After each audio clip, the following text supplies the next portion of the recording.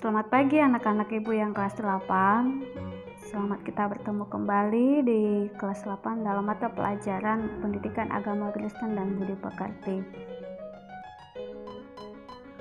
Materi kita hari ini adalah Roh Kudus bekerja dalam hidupku, bekerja dalam hidup anak didik dan dalam hidup. Sebelum memulai pembelajaran, ibu awali dengan satu pertanyaan, apa itu Roh Kudus?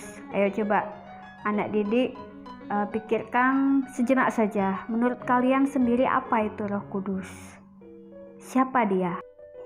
Satu hal yang harus kita pahami bahwa Roh Kudus adalah pribadi Tuhan dalam konsep Tritunggal. Sering kita mendengar bahwa ada banyak pertanyaan, apakah Allah Kristen itu tiga? Yang harus kita juga ketahui dan harus kita tanamkan di dalam pikiran kita bahwa Allah kita itu hanya satu, tetapi memiliki pekerjaan yang berbeda. Seperti ibu memberikan gambar, yaitu ada Allah Bapa, Allah Anak, dan Allah Roh. Seperti ibu kalau nama saya Ria Agustina, tetapi kalau di sekolah saya sebagai guru, saya di rumah saya sebagai anak dan juga sebagai kakak, saya di gereja saya sebagai guru sekolah minggu. Saya tetap Ria Agustina, demikian juga Allah. Allah Bapa, Allah Anak, dan Allah Roh. Jadi bukan berarti kita memiliki Allah tiga, satu Allah, tetapi memiliki pekerjaan yang seperti pribadi yang setelah kita lihat di dalam gambar.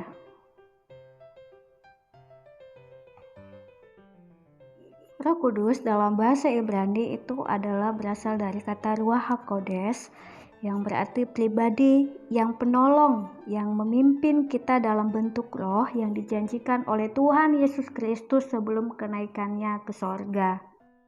Dapat diartikan bahwa Roh Kudus itu adalah roh Tuhan sendiri yang dicurahkan bagi orang yang percaya sebagai pengganti, karena secara fisik atau jasmani Tuhan Yesus telah meninggalkan dunia ini dan naik ke sorga. Ini menunjukkan keilahian, ketritunggalan Allah bagi kita umat manusia yang dikasihinya. Pencurahan Roh Kudus terjadi pada hari Pentakosta, di mana hari Pentakosta itu dikenal sejak zaman Perjanjian Lama yang berarti hari ke-50. Nanti anak didik boleh lihat bagaimana sejarah awalnya hari pencurahan Roh Kudus itu di dalam Kisah Rasul 1, buka Alkitabnya nanti ya. Bagaimana sebelum Allah naik ke sorga, dia berpesan kepada murid-muridnya untuk tidak meninggalkan Yerusalem dulu sebelum mereka pergi berpencar. Yaitu adalah tujuan Allah supaya mereka mempersiapkan diri untuk dipenuhi dengan kuasa Roh Kudus. Nanti di Kisah Rasul 2 dijelaskan dalam bentuk apa Roh Kudus itu turun menghinggapi setiap para murid-murid.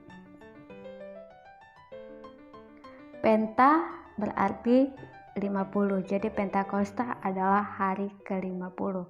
Pada mulanya merupakan perayaan syukur atas panen raya yang biasanya dirayakan pada masa panen gandum, itu di Imamat 23 dan di Ulangan 16 ayat 9-12. Jadi Pentakosta itu awalnya diberikan mereka untuk memperingati hari syukur, karena sebagian besar masyarakat yang ada di sana itu adalah petani gandum ya. Makanan pokok di sana berasal dari gandum. Jadi untuk merasa mengungkapkan rasa syukur mereka memperingati yang namanya hari Pentakosta itu zaman Perjanjian Lama. Ingat baik-baik ya, zaman Perjanjian Lama. Namun dalam perkembangan selanjutnya perayaan Pentakosta itu juga dipakai untuk memperingati turunnya hukum Taurat. Yang kita tahu Musa menerima hukum Taurat dari Tuhan di Gunung Sinai. Jadi selain daripada untuk memperingati yang namanya hari pengucapan syukur karena panen raya, kemudian hari Pentakosta juga diperingati akan hari turunnya hukum Taurat di Gunung Sinai pada zaman Musa. Lalu oleh gereja perdana, perayaan Pentakosta diberi makna baru. Ini yang baru nih, perjanjian baru. Untuk gereja perdana, tahu ya kalian di Kisah Para Rasul, ketika murid-murid berkumpul dan disitulah terjadi yang namanya gereja mula-mula. Diberi makna baru yaitu turunnya Roh Kudus kepada para rasul yang dirayakan hari ke-50 setelah kebangkitan Yesus.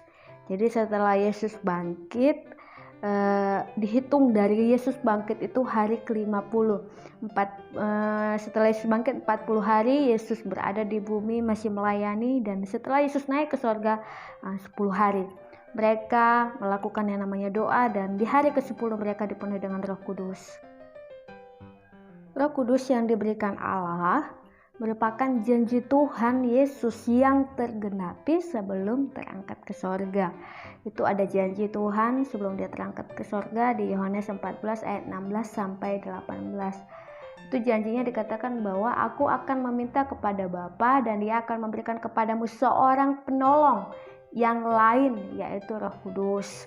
Dunia tidak dapat menerima dia sebab dunia tidak melihat dia dan tidak mengenal dia, tetapi kamu mengenal dia sebab ia menyertai kamu dan akan diam di dalam kamu. Aku tidak akan meninggalkan kamu sebagai yatim piatu, aku datang kembali kepadamu. Yesus beranggapan bahwa ketika Yesus akan naik ke sorga, murid-murid pasti akan sedih. Biasanya mereka nih sama-sama dengan Tuhan Yesus, melakukan mujizat bersama dengan Tuhan Yesus, makan bersama dengan Tuhan Yesus. Tetapi Yesus berjanji bahwa ketika dia naik ke sorga, dia tidak akan meninggalkan mereka sebagai yatim piatu. Karena Yesus mengasihi murid-muridnya dan orang-orang yang mengasihi dia, Yesus mengirimkan seorang penolong. Jadi baik untuk ibu sendiri, bahkan untuk anak didik, bahkan siapapun yang mendengarkan materi ini, satu hal yang perlu kita tahu bahwa kita tidak pernah sendiri. Ada Roh Kudus, yaitu adalah pribadi Allah sendiri yang bersama-sama dengan kita, menyertai kita, menolong kita, menghibur kita, bahkan juga terus menguatkan kita untuk mampu menjalani hari-hari ini, hari-hari esok, bahkan hari-hari berikutnya. Karena itu adalah Allah sendiri, sehingga kita mampu untuk terus menjalani hari-hari bersama dengan Yesus. Jadi gak usah takut, gak usah sedih, dan gak usah khawatir ya.